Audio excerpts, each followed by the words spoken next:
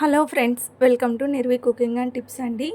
ఈరోజు వీడియో వచ్చేసి independence day special sweet recipe అనమాట. మరమరాలతో హల్వా చేస్తున్నానండి.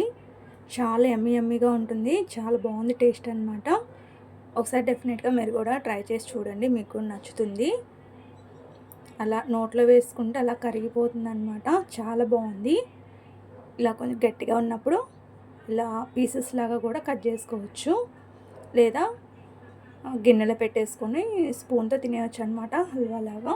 అండ్ హల్వా లాగా కాదు, హల్వానే పీసెస్గా ఇష్టపడితే ఇలా పీసెస్ కట్ చేసుకోవచ్చు. అది మీ ఇష్టం అండి. చూసారా, చూస్తుంటేనే నాకైతే నోరూరుతుంది. అంత స్మూత్గా నోట్లో వేసుకుంటే వెన్నలా కరిగిపోయేలా ఉంది. చాలా బాగుందండి. ఒకసారి డెఫినెట్గా ట్రై చేసి చూడండి, మీకు కూడా నచ్చుతుంది. దాని ప్రాసెస్ నేను చూపిస్తాను. వీడియో స్టార్టింగ్ నుంచి ఎండింగ్ వరకు స్కిప్ చేయకుండా చూడండి ఫ్రెండ్స్. ఇక నేను స్టవ్ వెలిగించేసి మీడియం ఫ్లేమ్లో పాన్ పెట్టేసుకున్నాను. ఆ పాన్లో నేను 3 కప్పుల వరకు మరమరాలు తీసుకున్నానండి. కొంతమంది వీటిని బొరుగులు అని కూడా అంటారు కదా. అవి 3 కప్పులు తీసుకున్నాను. అలాగే ఒక గుప్పెడు జీడిపప్పు కూడా తీసుకొని దోరగా వేయించుకున్నాను. కొంచెం క్రిస్పీనెస్ వచ్చేంత వరకు వేయించుకుంటే సరిపోతుంది. ఎందుకంటే మిక్సీ పట్టుకునేటప్పుడు ఫైన్ పౌడర్ లాగా అవుతుందన్నమాట. ఇలా వేయించుకోవాలి. వేయించుకోకపోతే ఏంటంటే కొంచెం చెమ్మగా, అంటే కొంచెం మెత్తగా ఉన్నట్టు ఉంటాయి కదండి మరమరాలు అనేది. ఫ్రెష్గా ఉంటే ఓకే, ఫ్రెష్గా లేకపోతే అంటే తెచ్చిన ఒక కొన్ని రోజులు అయితే కనుక కొంచెం కొంచెం మెత్తగా అయినట్టు ఉంటాయి కదా. ఇలా కొంచెం ఫ్రీ హీట్ చేసుకున్నారంటే, లైట్గా ఇలా వేయించుకున్నారంటే పర్ఫెక్ట్గా మిక్సీ పట్టేటప్పుడు మంచి ఫైన్ పౌడర్గా అవుతుందన్నమాట. చూసారా, మీడియం ఫ్లేమ్లో పెట్టుకొని వేయించుకోండి లైట్గా. చూసారా, ఇలా అంటే ఇంకా ఫ్రై అవ్వలేదు. ఇలా అంటే చక్కగా పొడిగా అయ్యేంత వరకు ఫ్రై చేసుకొని స్టవ్ ఆఫ్ చేసేసుకొని ఇవి పూర్తిగా ఆరనివ్వాలండి. పూర్తిగా ఆరిన తర్వాత మిక్సీ జార్ తీసుకొని నేను మిక్సీ జార్లో పౌడర్ చేసుకుంటున్నాను. దీంట్లోనే నేను 2-3 యాలకుల పొడి కూడా వేసుకొని పౌడర్ చేసి పెట్టుకున్నానండి. ఇప్పుడు ఇదే పాన్లో మళ్ళీ స్టవ్ వెలిగించి పాన్ పెట్టేసుకొని 3 కప్పుల మరమరాలకి అరకప్పు పంచదార అనేది పర్ఫెక్ట్గా సరిపోతుంది. అరకప్పు పంచదార వేసుకొని ఒక టీ గ్లాస్ అన్ని వాటర్ వేసుకోవాలండి. ఏ పాకము రానవసరం లేదు, జస్ట్ పంచదార కరిగితే సరిపోతుంది అన్నమాట. ఇక్కడ పాలు కూడా పోసుకోవాలండి. ఒక చిన్న గ్లాస్ పాలు కూడా పోసుకోవాలన్నమాట. పోసుకొని ఇలా ఒక పొంగు రాగానే ఫ్లేమ్ అనేది మీడియం ఫ్లేమ్లో పెట్టుకొని ముందుగా మనం మిక్సీ పట్టుకున్న పౌడర్ ఉంది కదండి, ఆ పౌడర్ కొంచెంగా వేసుకుంటూ ఉండలు కట్టకుండా ఇలా స్మూత్గా కలుపుకోవాలన్నమాట. దగ్గర పడేంత వరకు మంచిగా కలుపుకోవాలి. హై ఫ్లేమ్లో పెట్టొద్దండి, మీడియం టు లో ఫ్లేమ్లో పెట్టుకొని ప్రాసెస్ చేసుకోండి. ఉండలు కట్టకుండా మంచిగా ఈ గరిట సహాయంతో ఇలా చిదుపుకుంటూ చక్కగా మెత్తగా పేస్ట్ లాగా హల్వాలాగా చేసుకోవాలన్నమాట. హల్వా ఎంత మెత్తగా ఉంటుందో తెలుస్తుంది కదా. అలా చక్కగా చూసారా ఎంత ఫైన్ స్మూత్గా ఉందో. ఇప్పుడు నేను ఇక్కడ 2 స్పూన్లు గీ కూడా వేసుకుంటున్నానండి. నెయ్యి వేసుకోవటం వల్ల మంచి టేస్ట్ వస్తుంది.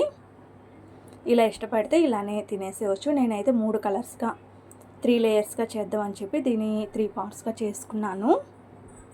ఇలా పాన్కి సపరేట్ అయ్యేదాకా బాగా కలుపుకుంటూ ఉండాలండి.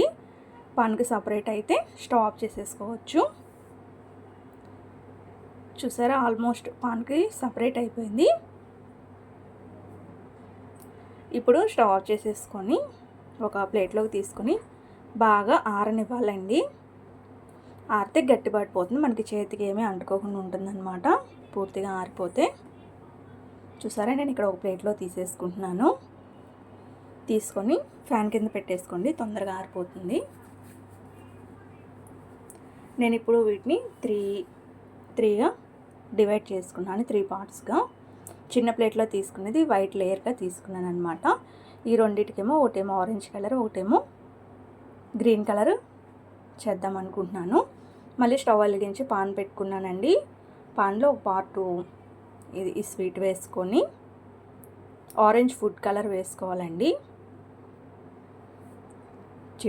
చిటికెడు ఆరెంజ్ ఫుడ్ కలర్ వేసుకొని ఒక స్పూను కాచి చల్లార్చిన పాలు వేసుకోవాలి. ఇలా వేసుకోవటం వల్ల ఈ హల్వాలో మంచిగా మిక్స్ అవుతుంది అన్నమాట కలర్ అనేది. చూసారా, ఇలా దగ్గర పడేంత వరకు కలిపేసుకొని ఒక ప్లేట్లోకి తీసేసుకోండి. ఈ కలరు ఇదే ప్రాసెస్లో సేమ్ గ్రీన్ కలర్ కూడా చేసి పక్కన పెట్టేసుకోండి. చూసారా ఎంత బాగా పాన్కి సపరేట్ అయిపోయిందో. ఇదే ప్రాసెస్లో నేను గ్రీన్ కలర్ కూడా తీసుకున్నాను. గ్రీన్ కలర్ ఫుడ్ కలర్ వేసినప్పుడు కూడా ఒక స్పూను పాలు పోసుకొని వేసుకోవటం వల్ల మంచిగా ఆ కలర్ అంతా మంచిగా స్ప్రెడ్ అవుతుంది. స్వీట్కి మంచి కలర్ వస్తుందండి. ఇండిపెండెన్స్ డే కాబట్టి నేను ఆ థీమ్లో స్వీట్ అనేది చేస్తున్నాను అనమాట. 3 లేయర్స్గా.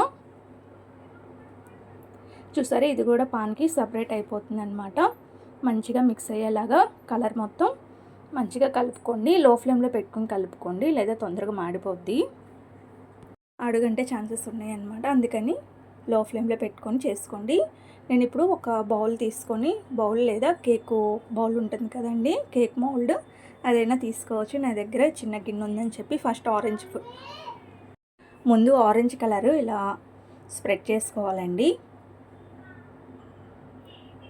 అలాగే వైట్ కలర్ కూడా తీసి పక్కన పెట్టుకున్నాం కదా, ఇలా వైట్ కలర్ కూడా ఆరెంజ్ కలర్ మీద వైట్ కలర్ కూడా ఇలా స్ప్రెడ్ చేసుకోవాలి మొత్తం. అలాగే గ్రీన్ కలర్ కూడా తీసుకొని స్ప్రెడ్ చేసుకోవాలండి. ఇప్పుడు ఈ మనకి 3 లేయర్స్గా వస్తాయి అన్నమాట. నేను గిన్నె అడుగుకి మర్చిపోయానండి, నెయ్యి అప్లై చేశాను, చెప్పడం మర్చిపోయాను మీకు. ఇప్పుడు ఒక ప్లేట్ తీసుకొని ఇది బోర్లో వేసుకొని ఒకసారి ఇలా తట్టినట్టయితే చక్కగా కింద పడిపోతుంది. లేదా ఒకవేళ రాకపోతే కనుక చుట్టూ ఒకసారి చాకుతో అన్నట్టయితే పర్ఫెక్ట్గా వచ్చేస్తుందండి. దీనిపైన డెకరేషన్ కోసం నేను జీడిపప్పు పెట్టుకొని పీస్ లాగా కట్ చేసుకున్నాను. చూసారా, చూడటానికి ఎంత బాగుందో, తినటానికి కూడా అసలు చాలా బాగుందండి. అసలు మరమరాలతో చేశారని కూడా ఎవరు ఎక్స్పెక్ట్ చేయరు, అంత బాగా వచ్చింది స్వీట్ అనేది. వైట్ లేయర్ మాత్రం కొంచెం ఎక్కువే తీసుకోండి. నేను కొంచెం తక్కువ తీసుకోవటం వల్ల కనపడట్లేదు వైట్ అనేది ఎక్కువగా. ఈ వీడియో కనుక మీకు నచ్చినట్టయితే ప్లీజ్ లైక్ చేయండి, షేర్ చేయండి, సబ్స్క్రైబ్ చేసుకోండి. మరిన్ని వీడియోల కోసం మా ఛానల్ని సబ్స్క్రైబ్ చేసుకొని నా వీడియోస్ అన్నీ వాచ్ చేయండి ఫ్రెండ్స్. ఇంకా మీకు ఏమైనా రెసిపీస్ కావాలంటే నాకు కామెంట్ చేయండి. Please like, share and subscribe. Thank you.